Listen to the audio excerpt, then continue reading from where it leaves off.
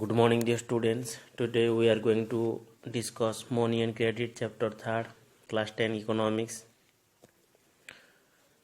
Dear students, you have probably never thought very much about money. It is just there. When you want or need something, you simply collect some money and pay for it. That was not always the way things were done. The money play a medium of exchange. Nowadays, anything you want to purchase, anything you want to buy, just you have to collect some money and go to market and purchase anything as per our desire and wishes. But it was not done in earlier time because there was barter system, which means there was exchange of goods for goods. So you have to know about how money has come, how money actually evaluated, and how it is actually regulated in the process of the transaction, in the process of exchange of goods or goods for services, anything you want to exchange exchange through money. There are so many reasons why you want to study about money. First one, all of us want a good income in our future, which is measured in terms of money. Second one, money is the means through which we measure how much we can earn, we spend, we lend, we borrow, we save, we donate. To earn economic wealth, managing money is no way less important than earning.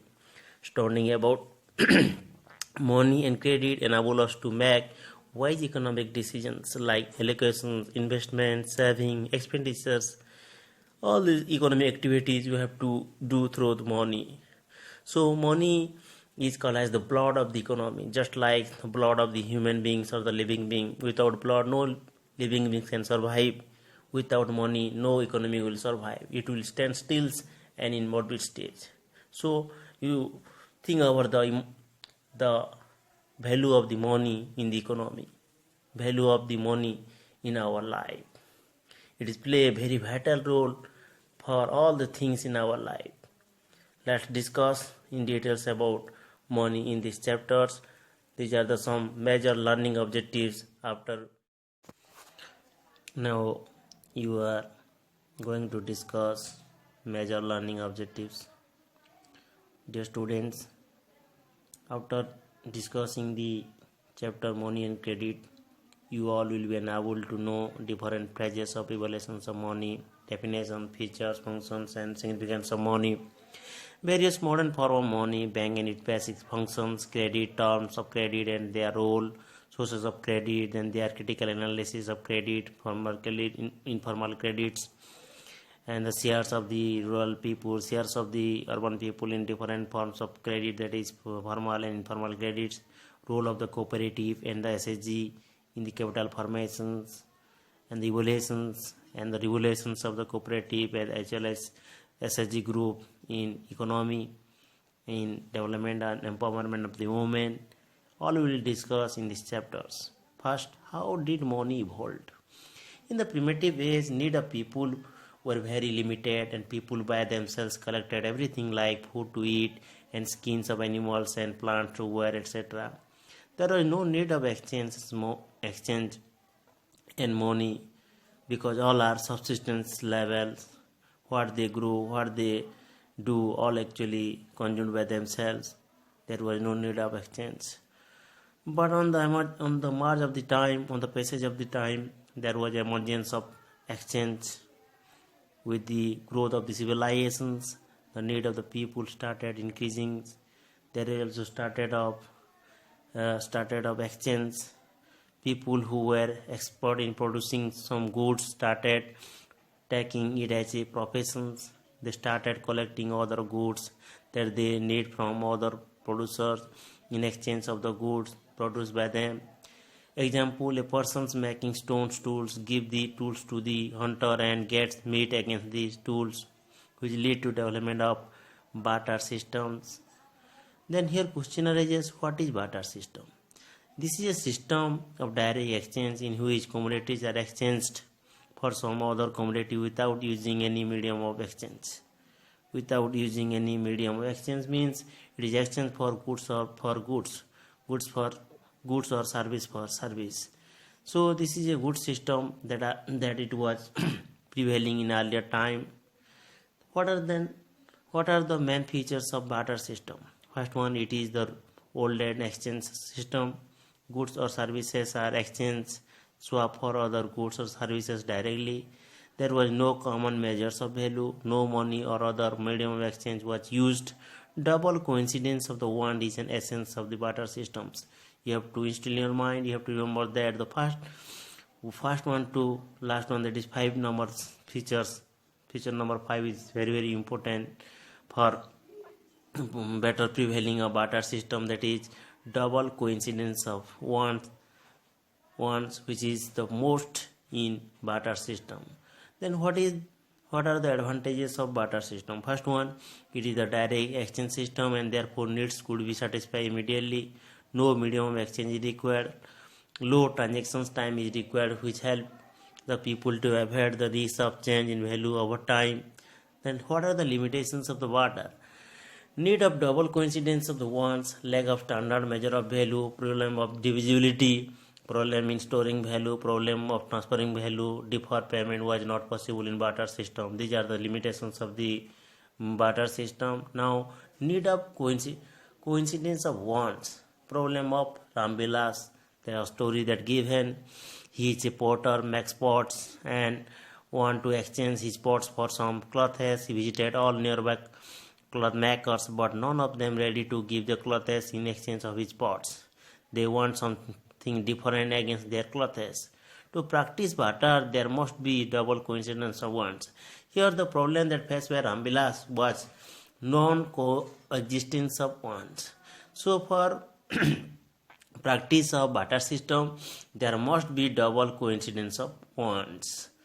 Then commodity money, the most primitive type of money that is practiced was commodity money. Some useful commodity that is in general demand is used as a exchange of medium and may serve both as means of payment and measure of value. Example of commodity money, various commodity have historically served as money: cattle, tobacco, sugar, grains, nails, shells, hides, metal, etc. But the transaction is still essentially a barter trade of one good or service for another good. Limitation with commodity money, the same as it is barter system: lack of standard measure of value, problem in storing value, problem of transferring value, deferred payment is not possible in commodity money. Just like commodity money, cattle money also same problem. To overcome the problem of transfer of value with commodity money, people started using cattle as money. Domestic animals having common utility were used as medium of exchange. The animals were known as cattle money. Then what are the limitations of cattle money? Need of double coincidence of wants, lack of standard measure of value, problem in storing value, problem of transferring value, deferred payment is not possible, and problem of divisibility. All the limitations of the barter system also here are seen. So then new form of evolution was take place, that is metallic money. Some previous metals, precious metals like gold, silver, etc., having common utility, were started using as medium of exchange, which were known as metallic money. These were easy to store and not get damaged, conveniently carry from one place to another, and divisible in smaller parts. So it is the convenience of metallic money. Then way to modern coins. Started adding symbols to express value. It gives a standard measure of value to the modern coins, and standardized with weight, size and color. Old precious metal were also replaced with less costly metals. The gold, silver was replaced by steel and chromium coins. Then 4 major types of deposit accounts. You have to discuss this later on. First, money can be anything. Then here question is, how can money be defined? Money can be anything that can have that can be anything which have purchasing power, uses medium of exchange, used to measure value of any goods or services used to transfer value from one person to another or one place to another, used to store value for future use as a standard of deferred payment. These are the some important basic features of a money. So here, after informing all these things, we can know that money is anything which is acceptable by the people which have purchasing power. Function of money. The four important functions of money are medium of exchange. We can exchange anything by using money. Then second one is store of value. Money is store of value, which means it is safe and accessible store of wealth as it is maintains its purchasing power in future also. Then measure of value. We can measure in terms of money anything. It may be goods, it may be service. You can use or measures value of anything in terms of money. So money play a measure of value in our life. Then the most important functions of money, that is transfer of value. We can transfer the value of to one person to another person, and there is no decrease of value of the money. Then the last one, standard of deferred payment. You can repay anything in futures by using money. These are the some functions of the money. Now we are going to discuss money in India. The coins and paper currency of paise and rupee are generally accepted as medium of exchange or money in India. Paper currency note and metallic coins for denominations of rupees 2 and above are issued by Reserve Bank of India in permissions of Finance Ministry of the central government. At present, it issues coins and notes of rupees 2, 5, 10, 20, 50, 100, 200, 500 and 2000. Rupees 1 and its subsidiaries are issued by the Ministry of Finance. It issues coins of rupees 1 and 50 paise. Other names of modern currency. Symbolic or token money. As the currency notes and coins have no or very less intrinsic value but represents a higher value, therefore they are called token money. High power money. Currency notes and coins are called high power money because they represent higher value, high power than their actual value. Then legal tender money. The rupee notes and the coins in India are called legal tender money because they possess a legal value and no one can legally refuse any payment made through these. All the money that is issued by Reserve Bank of India are legal tender because it is authorized by the Government of India. Then you have to discuss about the definition of bank and its functions. Bank is a financial institution who deals with money and credit as its regular course of business. It accepts deposits from the depositors and grants loan to the needy borrowers. Functions of the bank. What are the functions? First one is accepting deposits. Second one, granting loans, providing safety to valuables of customers, transferring funds from one place to another for customer, accepting payment for customer, making payment on behalf of customer, paying electricity bills, insurance premium, and any others payment that actually done in bank. Main functions of the bank, that is the bank deposits money as depositors and tax loans as borrowers. Major types of deposits. The most important major type of deposits are demand deposits and time or term deposits. The features of demand deposits are withdrawable at any time on demand. It includes deposit in current account as well as in saving accounts. But in terms or time deposits, withdrawal after a certain period of time, it includes deposit in fixed deposit account and recurring deposit account. Four major type of deposit accounts are current deposit account, no restriction in deposit, no restriction in withdrawal, no interest is paid by the bank or deposit. Main purpose of opening such account is to provide safety to customers' case. Rich businessmen and organizations open current deposit accounts for their safetiness of the case. Saving deposit account, no restriction in deposit. Withdrawal is possible at any time subject to some restrictions. low rate of interest, that is 3 to 4% of interest is paid by the bank on deposits. Main purpose of opening such account is saving and meeting on certain urgencies of the customers. Small businessmen and people with low or moderate income open saving banks accounts. Then recurring deposit account. Fixed amount is deposited at fixed interval for fixed periods. Withdrawal is only possible on maturity. Good rate of interest is paid by the bank on deposits. Main purpose of opening such account is capital formations and saving. People with regular income usually open this type of account or recurring deposit account. Then fixed deposit account. Fixed amount is deposited for a fixed period. Withdrawal is only on maturity. Highest rate of interest is paid by the bank. Main purpose of opening this type of account is to earn interest and save for certain future needs. People having no other investment options with some certain futures need deposits in this account. Demand deposit is a modern form of money.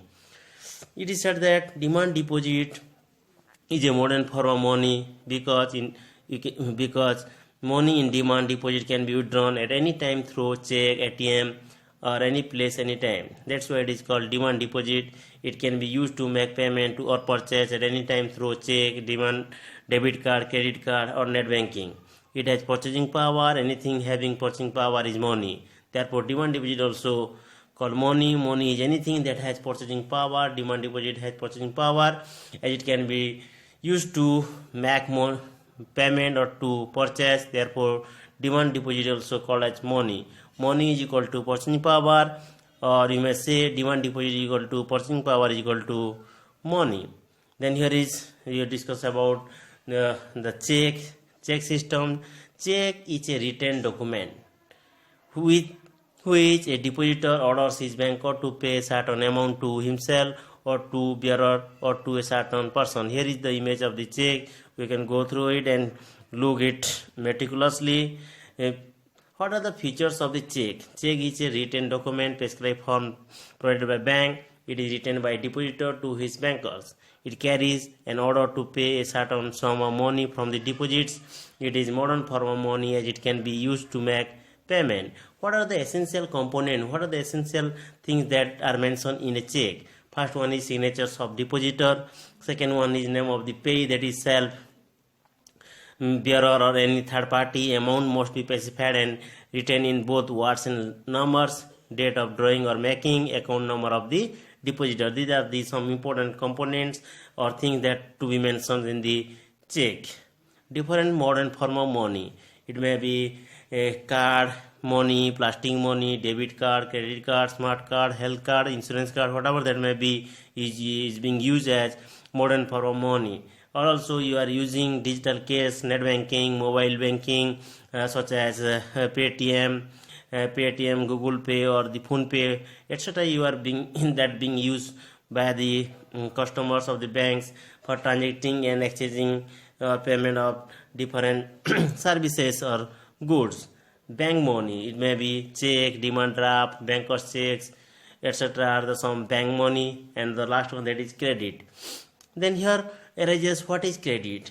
Credit is an arrangement in which one financial need is satisfied with the money or the resource of another with a promise to repay in futures. Credit also called as the loan actually taken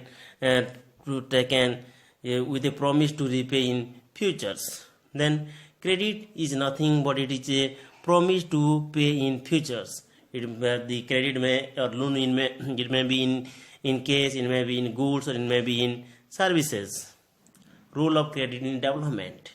Credit makes proper use of excess money of depositors by channelizing it to a profitable investment. In this way, it maximizes the use of the country's worth, enables the borrower to invest more than their resources available with them, maximizes the use of resources by providing working capital, helps the lenders to earn interest from their savings. Then terms of credit. How actually the credit was arranged or systematized for issuing loans or credit. First one, different condition in which the borrower and the lender agreed before granting or taking loan, which includes rate of interest, mode of repayment, collateral, and documentations. These are the most important things that to be done in the terms of credit for issuing credit by the banks or financial institutions. Sources of what are the sources of credit? The next concept is what are the sources of credit? The individuals, organizations who grants loans, it may be banks, it may be NBFI, non-banking financial institution, cooperative, family members, friends, traders, money lenders, foreigners, foreign institutions, international institutions, whoever that may be who actually granted credit to the needy. Then sources of credit. So credit are divided into two types. One is the formal sources and second one is the informal sources. What are the features of the formal sources? Let's discuss. First one is your control by Reserve Bank of India, RBI, reasonable and justified rate of interest granted for productive purpose only. More documentation is required. Legal proceedings followed to recover loan amount if the borrower failed to repay. These are the some important features of formal sources. Let's now discuss the informal sources of credit and not controlled by anyone. Mostly high and unjust rates of interest granted for any purpose. No or less documentation is required. Lender can take any measures to recover loan if the borrower failed to repay it. Formal sources of credit, what are the advantages? Low rate of interest, adopt judicious policy to recover of loan, grants loan only for the productive purpose, and chances of falling in debt trap is less, helps the borrowers for effective utilization of the loan amount and promote development. Interest rate is fixed considering the prevailing market and economic conditions, and therefore the risks of borrower are less. Formal source of credit limitations. Grants only secured loans, so the people without proper collateral cannot borrow. Long process and high documentations, less autonomy in the utilization of the fund. Difficulty to get loan meets small financial needs. It grants loans only for the projects that are productive in their eyes, located at far from the borrowers, particularly in rural area.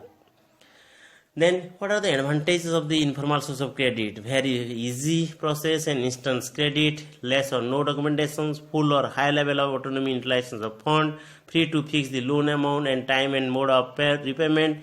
Loans are granted to meet all kinds of financial needs. But there is very critical limitations of the informal source of credit. One is high rate of interest and thorough conditions for repayments, undue and unnecessary interference in utilization of fund, unjust and unethical means of recovery of loan if the borrower fails to repay, mostly grants loans for the unproductive purposes, which is detrimental to the interest of the borrower as well as the economy. Then your question is, do credit is always beneficial? Obviously, no. Credit sometimes may be a burden for the borrowers and may lead to debt trap. Credit can be burden mostly in the following circumstances. First one, if borrower borrowed at a very high rate of interest, if borrowed money used for unproductive purposes, if invested in a business with high risks of failure, delay in repayment of loan increases the burden as the amount grow in cumulative interest, failure to repay the loan may cause charge on the property of the borrower which has been kept as security against the loan, and taking fresh loan to repay the previous loan and fall in debt trap, recovery from the which become very difficult. Then status of lending and borrowing in India. In India, both formal and informal sources of credit is working simultaneously. Major part of the formal sector lending goes to the large industrial sectors, small borrowers, that is small farmers, labor class, small artisans, businessmen, etc. mostly borrow from informal sectors. Problem of borrowing from informal sector: high rate of interest, thorough conditions for repayment, undue unnecessary interference in utilization of fund, unjust and unethical means of recovery of the loan if the borrower failed to repay. Failures to repay loan amount may lead to loss of property and further deterioration of economic condition of the borrowers. And why small farmers borrow from informal sectors? Why they actually forced to take loan from informal sectors? Hesitation to go to the bank, illiteracy about the financial transactions of the bank, lack of awareness, lack of collaterals, borrowing from unproductive purposes, inability to fulfill documentations needed, poor access to banks, easy access to money lenders.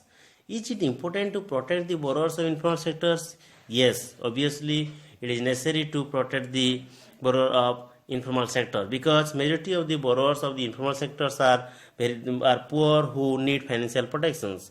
To protect the borrowers from the exploitations of the speculative moneylenders, informal sector lending and the interest earned on it is not taxed, and therefore these are black money. This often leads to conflict between borrowers and the lender, which sometimes creates critical law and order situations. Unproductive loans can be used to finance illegal business. Measures to protect the borrowers of informal sectors: increasing the accessibility of the formal sectors lending base, expanding banking network, easy and liberal documentation, flexible and size and durations of loan arrangements, reserve and compulsory lending for rural and small scale industry, awareness campaigning. These are the some important measures can be taken to protect the borrowers of informal sectors. Then the next concept, the very important concept, that is cooperative society. Cooperative society is an organization of people joins for mutual help. Development of the members is the main motto and purpose, but not earning profit. Registered under Cooperative Society Act 1860, minimum 10 members are required to form a cooperative. There are different types of cooperative. It may be farmers cooperative society, producer cooperative society, weaver cooperative society, customer cooperative society, or cooperative society, credit society. Whatever may be, it may be the main motto behind the formations of the cooperative society is to help the member of the society who is in needy. The role of cooperative society in the capital formations: cooperative accumulates its capital with the contributions of the members. Sometimes they tax loan from the banks and non-banking financial institutions in the name of cooperative, and use of fund either in collective investment or grants loan to the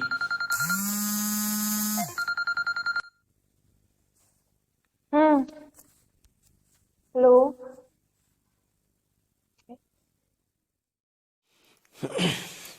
Today we discuss the next concept, that is role of cooperative society in capital formations. Cooperative accumulates its capital with the contributions of members. Sometimes they take loans from the banks and non-banking financial institutions in the name of cooperative, and use fund either in collective investment or grants loans to the needy members of the society. They charges a low rate of interest, as their motive is not to earn profit for the development of economic condition of its members.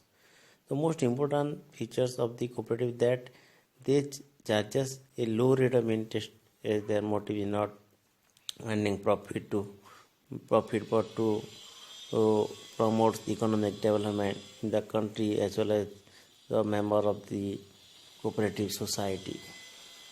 Next, the concept that is self-help group that represents the credit systems all over the country, across the world. It is a small group of 10 to 20 people belonging from the small locality. The main purpose of such group is to help its members for their economic well-being. They either carry on some collective business or creates a fund to lend to the needy members. Government encourages such group by arranging bank loan at subsidized rate of interest. Origins of self-help group, that is SSG. The concept of SSG developed in Bangladesh. Grameen Bank of Bangladesh is the biggest success story in reaching the poor to meet their credit needs at reasonable rates through the idea of SSG. Most of the borrowers are women and belong to poorer sections of the society, and the SSG play a vital role in women empowerment and disseminations of informations about the development of the society. It is also increase the financial literacy of the women and financial management of the home as well as the SSG groups.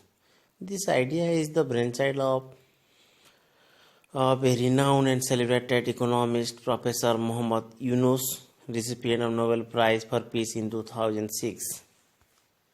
Now you are going to discuss the different rate or the monetary policy of the Reserve Bank of India, who control the money supply and supply of money and demand for money in the economy. And monetary policy is the process by which monetary authority of a country, generally central bank, in India the Reserve Bank of India, controls the supply of money in the economy by its control of our interest rate in order to maintain price stability and achieve high economic growth. There are several direct and indirect instruments that are used for implementing monetary policy, which include cash reserve ratio (CRR), statutory liquidity ratio (SLR), open market operation (OMO), bank rate, marginal standing facility (MSF), repo rate, reverse repo rate, etc. Other objectives of the monetary policy of India as stated by the RBI are price stability, control expansion of bank credit, promotion of fixed investments, restrictions of investment and stocks to promote efficiency, reducing the rigidity, etc. Repo rate is the rate at which the banks tax loan from the central bank, the Reserve Bank of India, for a short period of time. And the reverse repo rate is the rate at which the RBI tax loans from the banks for a short period of time to control money supply. Here is the definitions. Repo rate is the rate at which RBI lends to the banks generally against government security, which is kept as a collateral with the central bank, and when they repay the money back to RBI, they take the collateral back. Reductions in the repo rates help the commercial bank to get money at a cheaper rate, and increase the repo rate discourages the commercial bank to get money as the rate increases and thus become expensive. So basically, increase in the cost of borrowing and lending of the banks discourages the public to borrow money and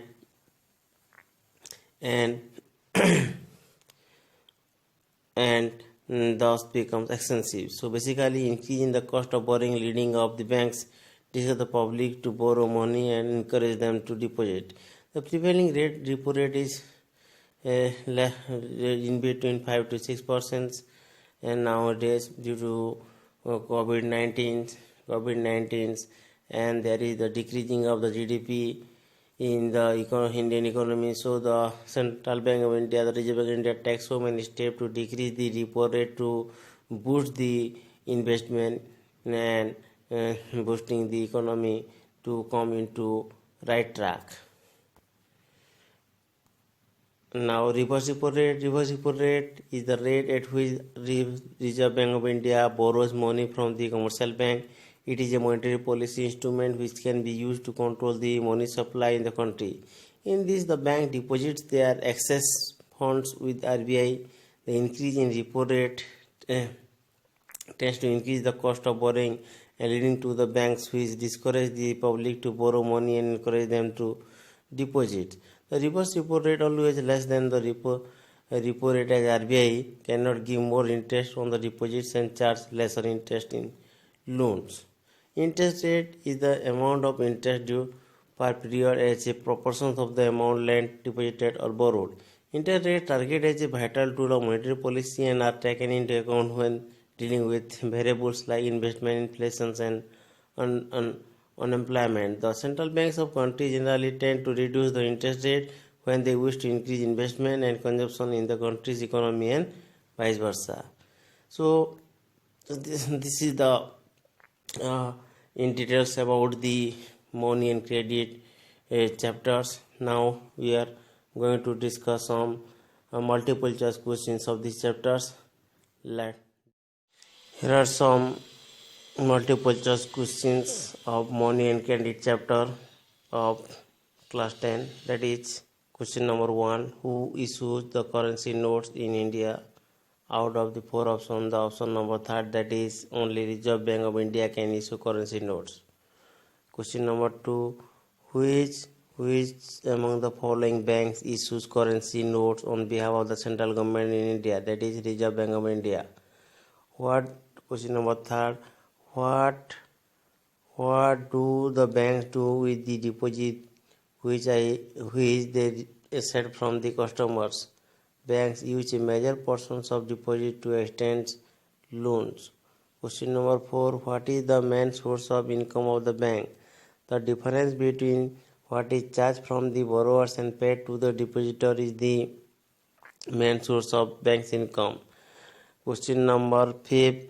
An agreement in which the lenders supply the borrower with money, goods and services in return for the promise of future payment referred to credit, or you may say loan.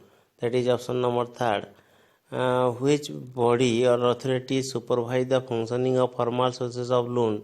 That is Reserve Bank of India. Option number 3. Question number 7. Money lenders usually demand a security from the borrower. What is the formal word used for the security such as land, vehicle, livestock, building, etc.? That is option number B, collateral. Which among the following option will be the cheapest source of credit in rural area? And the answer is option number B, that is cooperative society.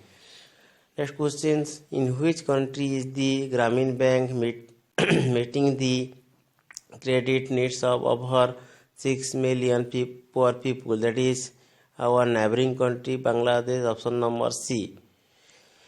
Next, a typical self-help group usually has, here the option number D, that is 15 to 20 members. Next, question number 11. Which of the following is not an informal source of credit? Here the option number C, that is commercial bank, which is not an informal source of credit, but it is a formal source of credit. Option number 12. Where is currency accepted as medium of exchange? Because the currency is authorized and legal tender by Government of India. That is option number A. DEX be defined as anything which is generally accepted by people in exchange of goods and services or in repayment of debt, that is money. In India, the law legalizes that the use of DEX as a medium of payment and cannot be refused in settling transaction, that is rupee. In money as medium of exchange has removed the problem of double coincidence of wants. And modern form of money include currency which are paper notes and coins. DEX help in pooling saving from their members who are the poor women to meet their credit needs, that is self-help groups. The shares of the formal sector credit is higher for richer households as compared to the poor households in India. The absence of collateral as a guarantee is a major cause that prevents poor people from obtaining loan from the formal sector such as commercial banks. Surrenders of notes to the banks by the government by a specific period and receive new currency notes called demonetizations. Give an example of digital banking. Here ATM card is an example of digital banking. What eliminates the need for double coincidence of one? That is money eliminates the double coincidence of one. Since money acts as an intermediate in exchange process, it is called medium of exchange. These are some questions that we discuss in the chapter Money and Credit. Thank you.